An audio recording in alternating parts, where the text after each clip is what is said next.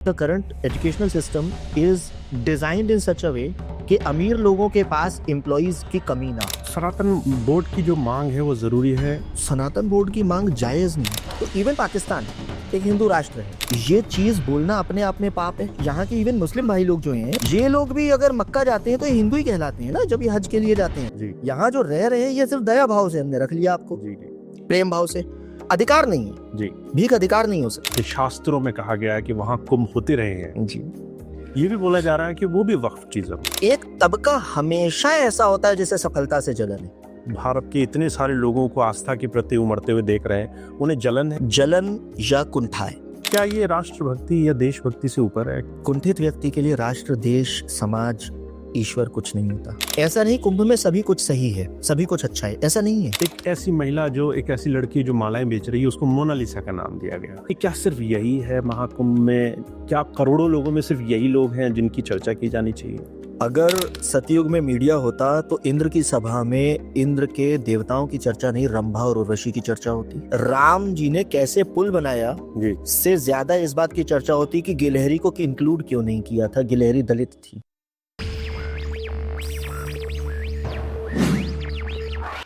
अमोल जी, आज आपका बहुत बहुत स्वागत है। आज हम भगवान राम की प्रतिमा के सामने बैठे हैं और महाकुंभ के होने वाले बहुत सारे महत्व की चर्चा कर रहे हैं। मुझे याद है पिछली बार हमने आपसे चर्चा की थी कि महाकुंभ का असर क्या होता है, महाकुंभ का असली महत्व क्या होता है। बहुत समय बीत गया है, कुंभ लगभग अपने आखिरी चरण पर है। बहुत से लोग इस दौरान कुंभ जा भी रहे हैं और स्नान भी कर रहे हैं, पर इसी बीच में बहुत सी ऐसी चीज़ें हैं जो चर्चा का कारण भी बनी हैं। आपका अपना अनुभव है इस दिशा में। आज हमारे जितने भी दर्शक हैं उनसे हम इस नए विषय पर चर्चा करने की कोशिश करेंगे कि आखिर में हिंदू, हम सब लोग जो भारत में रहने वाले नागरिक हैं, क्या हम सच में अपने सांस्कृतिक महत्व को, महाकुंभ के महत्व को, गंगा स्नान के महत्व को, उसके एक जो स्वरूप है उसको भूलते जा रहे हैं? अभी आपने देखा होगा कि महाकुंभ में प्रयागराज में उसका एक अलग ही महत्व रहा है, चाहे वो स्वतंत्रता आंदोलन की सभाएं हो, राम मंदिर से जुड़ी हुई सभाएं हो, चाहे वो कुंभ और महाकुंभ की सभाएं हो। ऐसे में अभी सनातन बोर्ड की चर्चा की गई 27 तारीख को। आपने सुना होगा वक्फ बोर्ड के कई बयान कि हमारा ये मंदिर कभी मुस्लिम धरती या मुस्लिम मस्जिद का स्वरूप हुआ करता था। जी, हर एक मंदिर या हर एक हमारे पूज्य स्थल पर वक्फ बोर्ड के ये बयान है।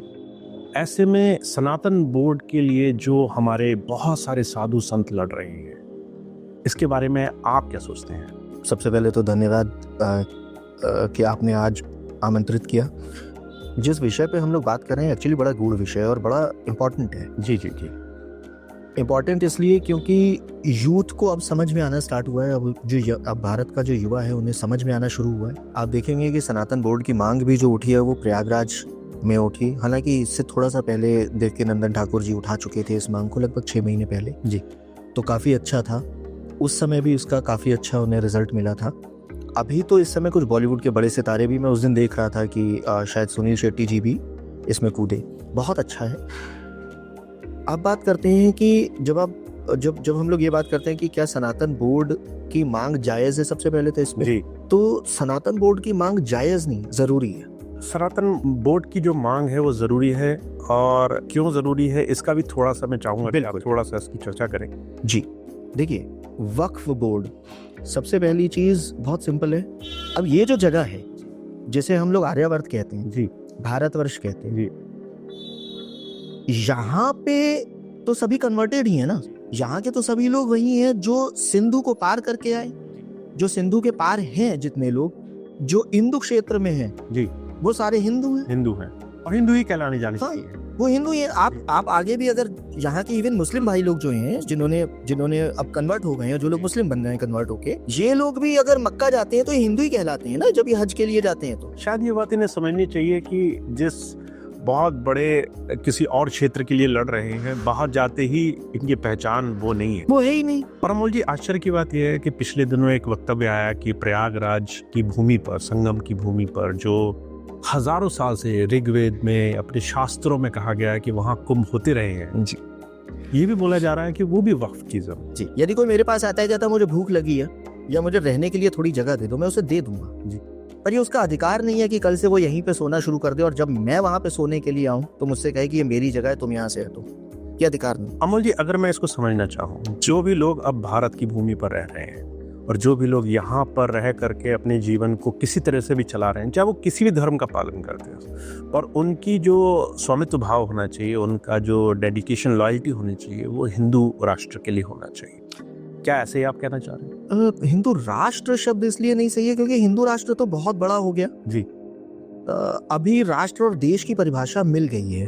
पहले राष्ट्र, अभी राष्ट्र और देश की परिभाषा को हमें अलग करना पड़ेगा। देश क्या है? देश बाउंड्रीज है, बाउंड्री।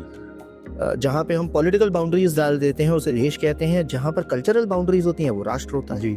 तो हिंदू राष्ट्र तो देखा जाए तो हिंदू देश ही नहीं है भारत, राष्ट्र तो बाद में बनेगा। हिंदू राष्ट्र यदि एक टाइम पे जो हुआ करता था वहां पे देखिए तो आप अभी कंबोडिया चले जाइए या बाली चले जाइए, बहुत दूर तक इसकी सीमाएं फैली, वो हिंदू राष्ट्र है सारा जी। इवन ईरान के काफी पार्ट्स आप देखिए, हमारे पास जो पार्श्वनाथ हैं, तो पार्श्व का मतलब ही क्या है? फारस। पार्श्व मतलब पश्चिम, फारस जी।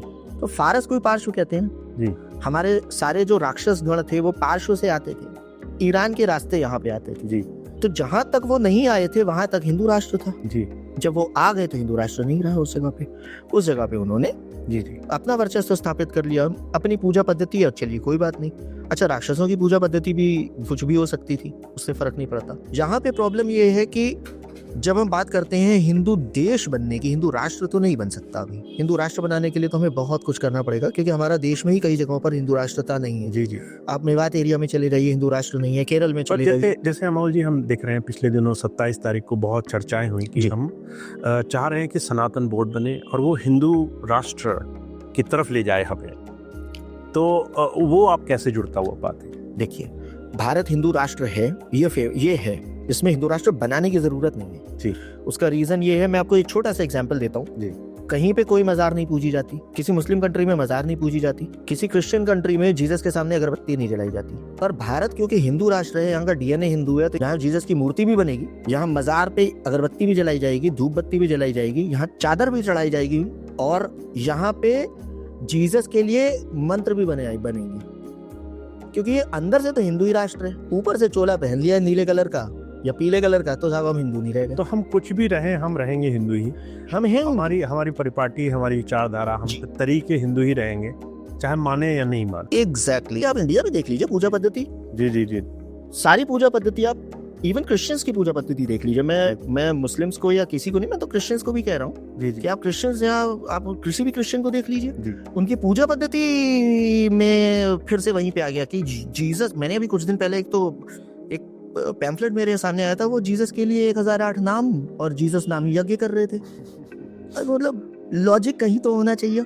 मतलब हम ये मान लें कि चाहे हिंदू राष्ट्र में या हिंदू देश में रहने वाला कोई भी किसी धर्म को या कन्वर्ट हो रहा है, फिर भी उसके तरीके, उसकी सारी प्रथाएं, उसकी जितनी भी अंदर से आस्था है, उसके तरीके हिंदू ही रख। कोई कितना भी खुद को बदलने की कोशिश कर ले जी, उसका कोर वही रहता है। जी। और कोर ये कहता है कि यहाँ का डीएनए, और सबसे बड़ी बात डीएनए ही तो ये डिसाइड करेगा ना कि बिहेवियर कैसा होगा। जब तक डीएनए नहीं बदला, वर्ण संकर होके या हाइब्रिड होकर के दूसरे अन्य मजहबों से और पंथों से, तब तक तो उनकी पद्धति चाहे पूजा की हो, चाहे घर में अपने फैमिली मेंबर्स को संभालने की हो, चाहे खाना खाने का तरीका हो, चाहे कुछ भी, आप देखेंगे कि केवल जब हम हिंदू राष्ट्र की बात करते हैं तो आप कोई भी पॉलिटिकल सीमा मत जोड़िए। जी जी। तो इवन पाकिस्तान एक हिंदू राष्ट्र है, उसका रीजन पाकिस्तान का हिंदू राष्ट्र होने का रीजन या बांग्लादेश का हिंदू राष्ट्र होने का रीजन, बांग्लादेश बृहत्तर हिंदू राष्ट्र में शामिल है जी। पहले भारत में कई पार्ट था, वो कैसे अलग हुआ। अभी भी देखेंगे कि बांग्लादेशी लेडीज हैं, वो सिंदूर भी लगाती हैं जी, वो बिंदी भी लगाती हैं, वो चूड़ियां भी पहनती हैं और वो साड़ी पहनती हैं। जी जी।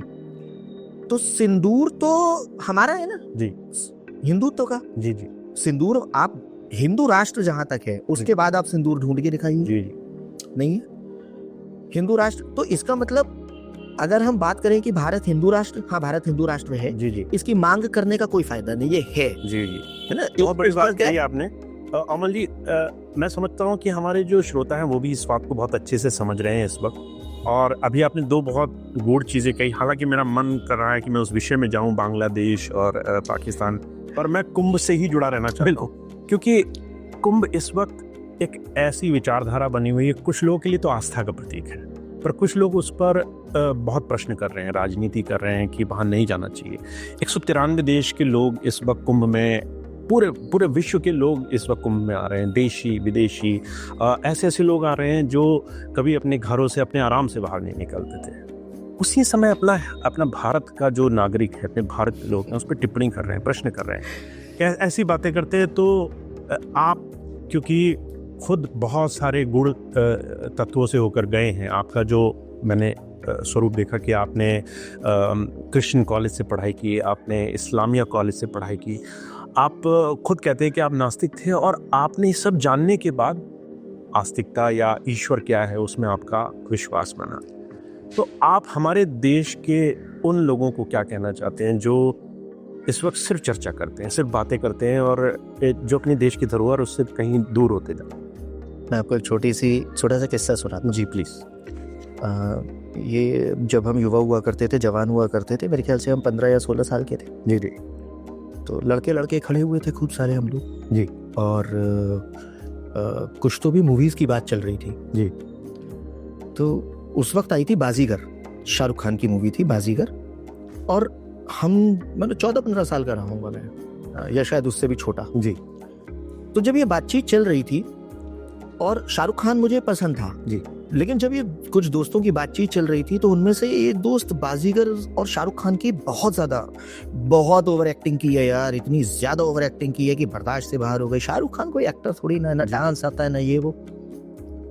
और मैं सब कुछ सुन रहा था, मुझे लगा ठीक है, नहीं होगा भाई। जी। थोड़ी देर जब सब हो गया तो उसके बाद मैंने उससे पूछा, भाई अच्छा, क्योंकि मिडिल क्लास फैमिली से हैं, पैसे वैसे होते नहीं थे, तो आपको पता ही है कि जो हमारे जवानी का टाइम था उस समय में, मिडिल क्लास होने का मतलब आज का गरीब। जी। तो हम लोगों के पास पैसे होते नहीं थे, 8 रुपए की टिकट थी, 8 रुपए होते नहीं थे, इकट्ठे करने पड़ते थे। तो हमने पूछा उसको, भाई पैसे कहीं वेस्ट ना हो जाए, तो हमने उससे पूछ लिया। मैंने कहा भाई अच्छा, उस समय वो चल रहा था, हाउसफुल चल रही थी, तो मैंने कहा भाई ब्लैक में मिल रही हैं टिकट्स तो? जी। तो 8 रुपए नहीं, 20 रुपए की टिकट थी, अब मुझे याद आया। तो मेरे पास 8 रुपए थे।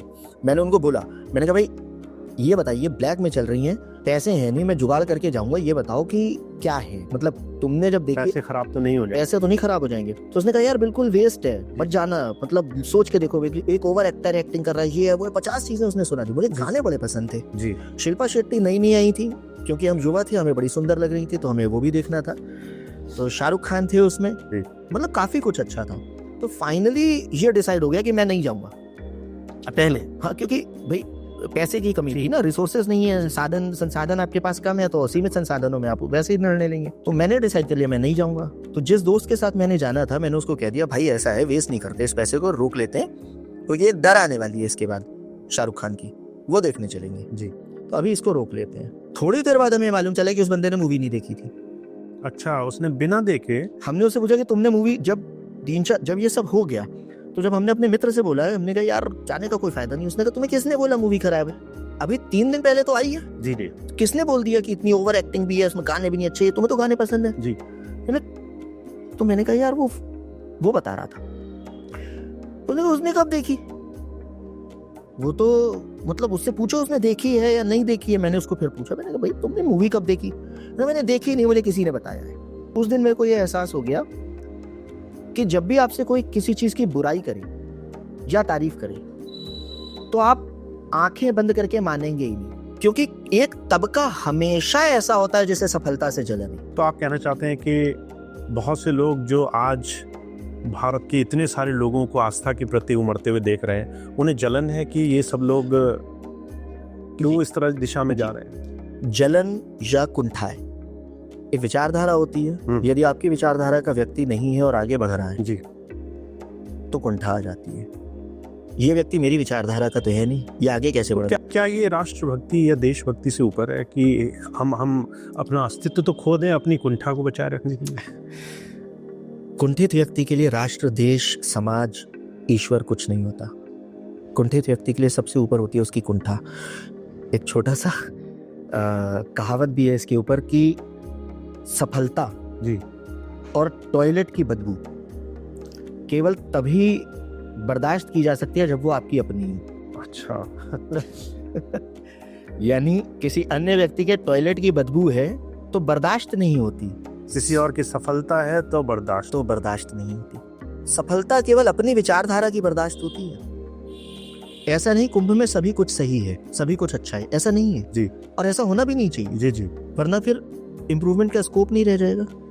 अच्छा अमोल जी, एक चीज़ और बताइए, आपकी इसी बात से मैं जोड़ रहा हूँ इस बात को कि बहुत से लोग ऐसे होंगे जो शायद इस नए बदलाव को नहीं अच्छा समझते, कुंठित हो गए, और मीडिया का इसका रोल, जैसे अभी पिछले दिनों कुंभ की बहुत सी अच्छी चीज़ें होंगी, पर पिछले दिनों चर्चा में आए सिर्फ ITN बाबा, या जो एक मस्कुलर बाबा है, या एक ऐसी महिला, जो एक ऐसी लड़की जो मालाएं बेच रही है, उसको मोनालिसा का नाम दिया गया।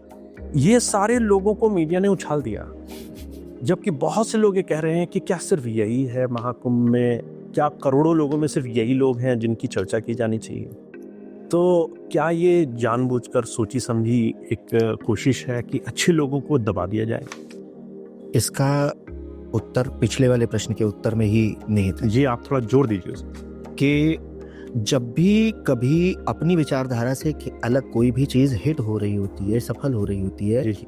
तो हमें अच्छा नहीं लगता। और बिल्कुल इस बात का ध्यान रखिए कि जब आप घर में शादी करते हैं तो तमाम तरह के रिश्तेदार आते हैं। मैं फूफाओं और जीजाओं को, मौसाओं को खराब नहीं कह रहा, उन्हें बदनाम कर दिया गया है, लेकिन अगर हम मान लें एक मिनट के लिए जी, तो कुछ इस तरह के फूफा जीजा और मौसा तो होते ही होते हैं जिन्हें दुनिया की सबसे अच्छी शादी में भी समस्या दिखेगी। जी, आप घर में जागरण कर लीजिए जी, तो वो ये नहीं कहेंगे कि कितनी अच्छी इन्होंने जोत जलाई, कि इन्होंने कितनी अच्छी भजन पढ़े।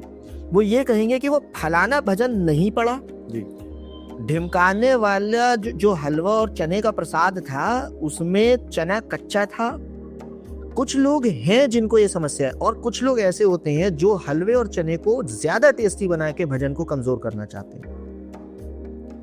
वो ये कहेंगे कि फलाने के भजन में जरूर जाना क्योंकि उनके यहाँ हलवा बड़ा टेस्टी है। जरूर जाना तो वो नहीं बोलेंगे, जरूर जाना तो इसलिए नहीं बोलेंगे क्योंकि वो हिट हो जाएगा, पर वो ये जरूर बोलेंगे कि वो भजन बड़ा अच्छा था, हाँ उसके यहाँ हलवा बड़ा अच्छा बना था।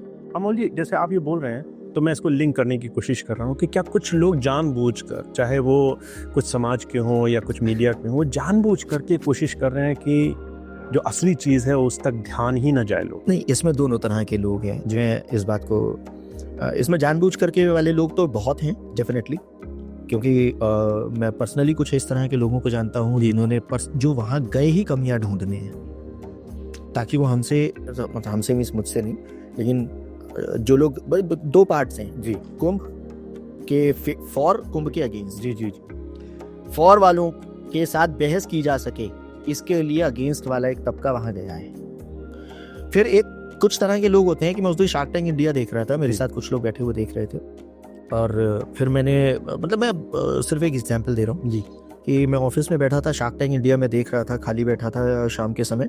एक व्यक्ति आया और मैं उनसे कह रहा था कि आपने नया स्टार्टअप शुरू किया, ये प्रोग्राम जरूर देखा कीजिए। तो जब वो शार्क टैंक इंडिया देखना उन्होंने शुरू किया तो उनको इसमें इंटरेस्ट ही नहीं था कि इसका आइडिया क्या है या क्या है। ये जो गूढ़ बातें सिखा रहे हैं वहाँ बैठे हुए मेंटर्स, उनकी बातें सुननी है या नहीं सुननी है, वो ये देख रहे थे कि विनीता ने जो ईयररिंग पहना है वो उसके चेहरे के हिसाब से लंबा है, वो उससे ज्यादा लंबा दिखा रहा है। क्रिटिसाइज करने गए, बस क्रिटिसाइज करना है, या तो क्रिटिसाइज करना है जी, या इररिलेवेंट बातों में कुछ लोगों को मजा आता है जी, उनको भी तो फीड करना है।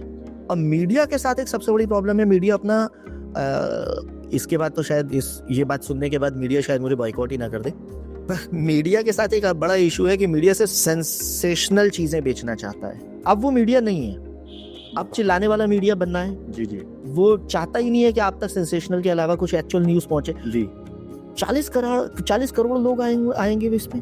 40 करोड़ में से कुछ लाख ऐसे होंगे जो एक्चुअली साधक हैं जी, 15 लाख कल्पवासी हैं जी जी, तो कल्पवासी 15 लाख हैं। तो ऐसा तो नहीं है कि आज अचानक से उन्होंने सवेरे उठे, मुंह धोया, ओहो आज तो कल्पवास करने का मन है तो चले गए। नहीं, उनकी एक आध्यात्मिक यात्रा है। उन्होंने बहुत कुछ पढ़ा, बहुत कुछ सीखा, बहुत जगहों पर जाकर के उन्हें लगा कि इसमें अनुशासन की भी जरूरत है और एक सदगुरु की आवश्यकता है जी। इसके बिना कुछ नहीं हो सकता। और कल्पवास से अच्छा कुछ नहीं है जब हमें पूरे 30 दिन के लिए गुरु का सानिध्य मिलेगा, उन विषयों पर परिचर्चा और चर्चा हो जो विषय बहुत गूढ़ हैं और जिनका मतलब मैं इतना पढ़ने के बाद भी नहीं समझ पाया हूँ जी, या इतना एक्सपीरियंस करने के बाद भी नहीं समझ पाया या समझ पाई हूँ, उन 15 लाख कल्पवासियों में कोई नहीं मिला। सिर्फ कुछ लोग ऐसे IITian बाबा, अच्छा IIT से अगर कोई बाबा थे तो उसमें प्रॉब्लम क्या है? शायद वो पढ़े लिखे हैं इसीलिए उनको दिखाया गया, शायद कोई महिला सुंदर है इसलिए उस पर बात की गई, शायद अगर मस्कुलर है अगर मैं परशुराम से जोड़ दिया गया इसीलिए उसकी चर्चा की गई। पर ऐसे बहुत से लोग हैं जो अद्भुत हैं और अलग अलग तरह के काम कर रहे हैं, साधु संत जिनकी धैर्य देखिए या जिनका साहस देखिए, पर उस पर कोई चर्चा नहीं। मैं अगर आपको सतयुग पे ले जाऊं जी, और सतयुग में अगर मीडिया होता करंट, तो मैं बहुत ही कंट्रोवर्शियल चीज बोलने जा रहा हूं, अगर सतयुग में मीडिया होता तो इंद्र की सभा में इंद्र के देवताओं की चर्चा नहीं, रंभा और उर्वशी की चर्चा होती। अगर मीडिया सतयुग में होता तो राम जी ने कैसे पुल बनाया से ज्यादा इस बात की चर्चा होती कि गिलहरी को इंक्लूड क्यों नहीं किया था, गिलहरी दलित थी, इसको इंक्लूड क्यों नहीं किया, वो तो बेचारी फिर भी रेत ला ला करके डाल रही थी, तब भी उसे इंक्लूड नहीं किया। नेगेटिविटी, या कि तुमने ये देखा, वो ये नहीं कहेंगे कि अंगद ने क्या मैसेज पहुंचाया जी, कि मैं तो राम के सेवक भी नहीं हूँ जी, और तुम मेरा पैर तक नहीं हिला सकते, सही बात। तो राम क्या होंगे? वो तो ये मैसेज पहुंचा रहा था ना कि राम की ताकत का अंदाजा लगाओ ना। अंगद सुबह से शाम तक कितने लीटर दूध पीते हैं, कितना वर्जिश करते हैं, और उनके पैर की एक्सरसाइज के लिए उन्होंने कौन सी कंपनी के जिम की मशीन खरीद रखी है, और वो कितने रेपिटेशन उसके मारते हैं। मैं समझ गया। आप ये कहना चाहते हैं कि हमें शायद, या इस देशवासियों को, या जो भारत से जुड़े हुए हैं, उनको शायद इन चीज़ों से हट करके असली महत्व देखना चाहिए। मर्म समझाने का कार्य हमेशा धर्मगुरुओं का होता है। जो अनपढ़ व्यक्ति आता है, मैं अनपढ़ का मतलब कॉलेज या स्कूल गए हुए व्यक्ति से नहीं कह रहा हूँ कि जो कॉलेज स्कूल गया है वो अनपढ़ नहीं है, नहीं, कॉलेज गया हुआ व्यक्ति भी अनपढ़ है। मेरे पास 6 डिग्रीज हैं, एक PhD है। मैं समझता हूँ कि पढ़ा लिखा आदमी भी मैंने देखा है कि अनपढ़ हो सकता है। मेरे साथ बहुत लोग ऐसे हैं जी। ऐसा व्यक्ति जिसको अभी ज्ञान नहीं है, ज्ञान का मतलब जिसने ये तो पढ़ लिया कि v = u² + 2as, लेकिन इसका मतलब क्या है ये नहीं मालूम जी। उसके हिसाब से v एक अंतिम वेग है, u एक प्रारंभिक वेग है, a त्वरण है और s दूरी है। उसको इसका मतलब नहीं मालूम है कि ये कहाँ पे लगाना है, इसमें किस जगह पे अवरोध उत्पन्न हो सकता है, किस जगह पे कितना रेजिस्टेंस आ सकता है, उसने पढ़ा नहीं, बिल्कुल नहीं पढ़ा, तो वो अनपढ़ है जी। वो फिजिक्स पढ़ा है लेकिन वो अनपढ़ है, फिजिक्स में भी अनपढ़ है।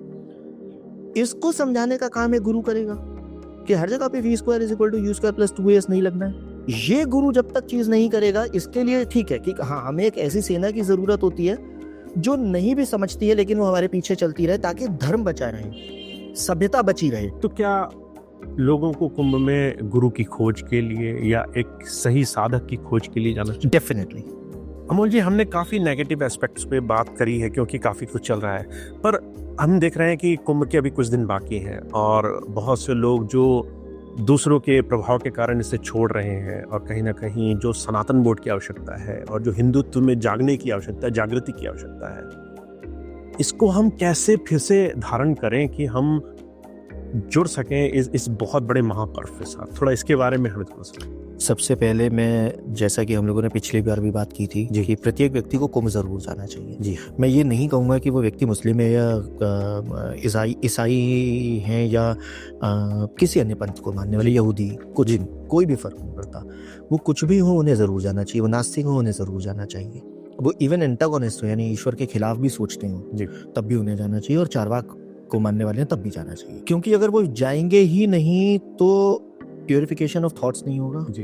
प्योरिफिकेशन ऑफ थॉट्स किसी भी तरह के थॉट्स के लिए जरूरी हो जाता है। पॉजिटिव होने की जरूरत है। जब आप कुंभ में जाते हैं और जब आप तमाम लोगों को वहां पर देखते हैं, 40 करोड़ लोगों को देखते हैं, और कोई किसी से उसका नाम तक नहीं पूछ रहा, उसकी आस्था नहीं पूछ रहा, कोई ये नहीं पूछ रहा कि तुम किस वर्ण में पैदा हुए, किस जाति में पैदा हुए, तुम्हारा क्लास क्या है जी। कोई VVIP नहीं है, कोई VIP नहीं है, कोई नॉर्मल पब्लिक नहीं है, कोई भिखारी नहीं है, कोई राजा नहीं है। कुंभ है, उसके अंदर सब कुछ मिला दिया गया है जी।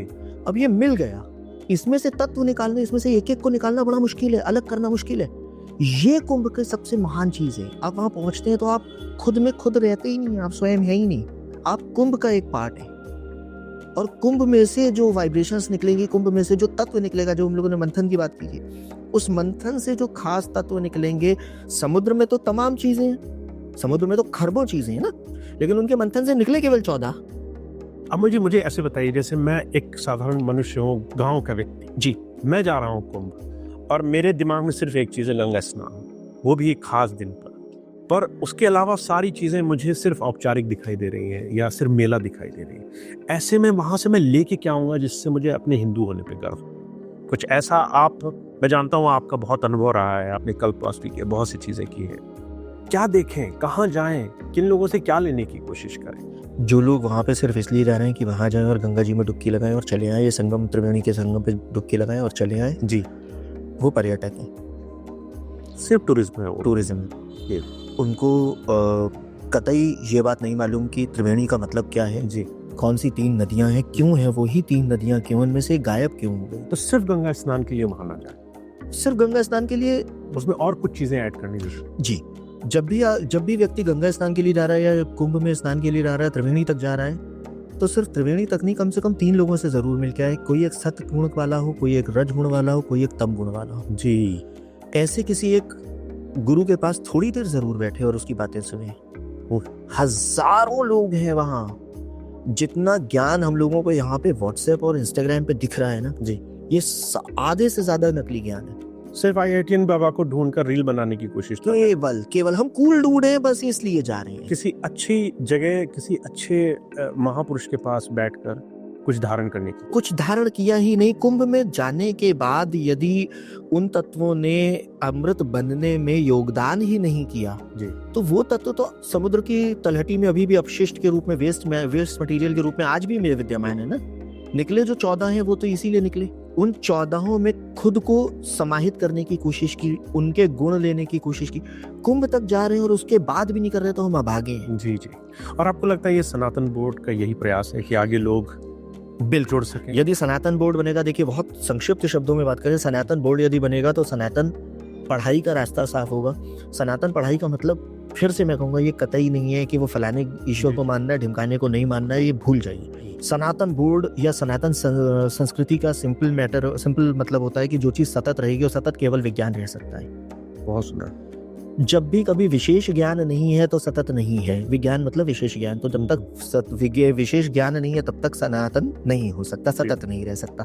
तो सनातन बोर्ड बनने से जो हमारा पुरानी गुरुकुल पद्धति थी, उस पद्धति की तरफ लाने का रास्ता साफ होगा। आप आज की डेट में, मैं मतलब पर्सनली, मुझे पता नहीं कि आप इसे कैसे देखते हैं, लेकिन मैं पर्सनली जो आजकल की स्कूल की व्यवस्था, क्योंकि मैं स्कूल्स में पढ़ा हुआ हूँ तमाम, मैं और शायद मैंने अपनी कुंडली तो नहीं देखी, पर मुझे लगता है कि मेरे पढ़ाई के खाने में विषय योग जरूर होगा, क्योंकि मैंने बहुत सारे स्कूल्स और कॉलेजेस चेंज किए हैं और तमाम तरह की यूनिवर्सिटीज़ में, अलग अलग विचारधारा की यूनिवर्सिटीज़ में पढ़ाई की है। और मैं आपको एक बात बहुत खास तौर पे बता देता हूँ, the current educational system is designed in such a way कि अमीर लोगों के पास एम्प्लॉइज की कमी ना, सिर्फ हमें नौकर बनाना। करंट एजुकेशन सिस्टम सिर्फ नौकर बनाने के लिए। सनातन बोर्ड हमें अपना अस्तित्व सिखा सकता है। सनातन बोर्ड से सबसे बढ़िया फायदा क्या है कि आपको मालिक बनना सिखाएगा। सनातन की तो पहले यही है ना कि अहम ब्रह्मस्मि शिवोहम, और पूरी दुनिया की किसी भी इस फिलॉसफी में खुद को भगवान कहना मना है। तो ये शिक्षा से जोड़ेगा। पर अभी पिछले दिनों चर्चा हुई थी कि शिक्षा के साथ साथ ये आपके अस्तित्व और आपको दूसरी चीज़ों से भी जोड़ेगा, आपको अच्छी पद्धति से औषधि की तरफ जोड़ेगा। 100%।